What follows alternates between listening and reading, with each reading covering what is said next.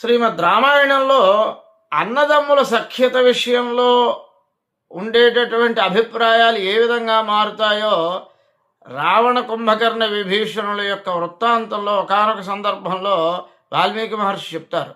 అది కూడా సీతామ్మవారిని పంచాస్యామివ పన్నగీం 5 తలల పాము వంటి సీతామ్మవారిని లంకాపట్టణానికి తీసుకొచ్చిన సందర్భంలో విభీషణుడు రావణ బ్రహ్మని హెచ్చరిస్తాడు. అంతవరకు నిమిత్తమాత్రంగా ఉన్నా రావణుడికి ఎదురు చెప్పలేకపోయినా ఏనాడు కూడా విభీషణుడు ధర్మం విషయంలో మాత్రం ఎప్పుడూ నిక్కచ్చిగానే ఉండేవాడు. ఎప్పుడూ కూడా ధర్మాన్ని చెప్తూనే ఉండేవాడు.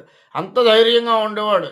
ఎంత రావణ బ్రహ్మ ఎంత క్రూరుడైనప్పటికీ తనను సంహరించే సమయం ఆసన్నం అవుతుంది అనుకున్నప్పుడు కూడా తననేం చేస్తే అది చేయని, కానీ ధర్మాన్ని మాత్రం నేను వర్జించను, ధర్మాన్ని విడిచిపెట్టను అని తను భీషణంగా ఉండేవాడు. అందుకే విభీషణుడు అని అతని పేరు.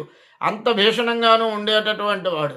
కాబట్టి అతను ఆ సీతాదేవిని, అన్నయ్య నా మర్యాదగా రామచంద్రమూర్తి యొక్క పాదాలను వేడుకున్నట్లయితే, శరణు వేడుకున్నట్లయితే నీకు ప్రయోజనం ఉంటుంది, నీతో పాటు మా అందరికీ కూడా ప్రయోజనం ఉంటుంది, లంకాపట్నాన్ని అంతటినీ కూడా మిగిల్చిన వాడు అవుతావు, లేకపోతే ఒక్కరు కూడా నీతో పాటుగా సర్వసగం సహా లంకాపట్నం అంతా కూడా నిర్మూలింపబడుతుంది అన్నయ్య, రామచంద్రమూర్తి మామూలు వాడు కాదు అని విభీషణుడు చెబితే, నువ్వు ఎప్పుడు అవకాశం వస్తుందా నన్ను విమర్శిద్దామనే చూసావు, కానీ ఎప్పుడూ కూడా నా మైలు కోరినట్టుగా కానీ నేను తీసుకున్నటువంటి నిర్ణయాన్ని ఎప్పుడైనా ప్రోత్సహించావురా తమ్ముడు? నువ్వు ఎప్పుడూ కూడా నువ్వు నాకు ఎదురే వచ్చావు, కానీ ఏనాడైనా నాతో కలిసి వచ్చావా?